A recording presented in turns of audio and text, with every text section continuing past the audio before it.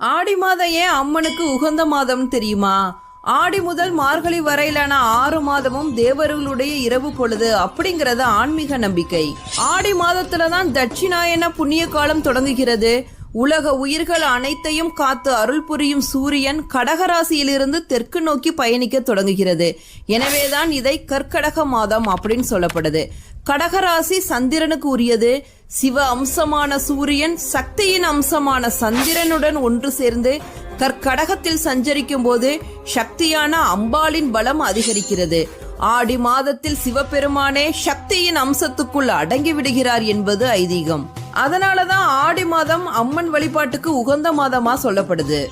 ஆண்டாள் அவதரித்ததும் ஆடிப்பூரத்தன்றுதான். மழைக்குரிய தெய்வமாக மாரியம்மன் திகழ்வதால் மழைக்காலம் ஆரம்பிக்கிறதுக்கு முன்னாடி வரும் ஆடி மாசத்துல அம்மன் கோவில்கள்ல திருவிழாக்கள் கோலாகலமா கொண்டாடப்படுது.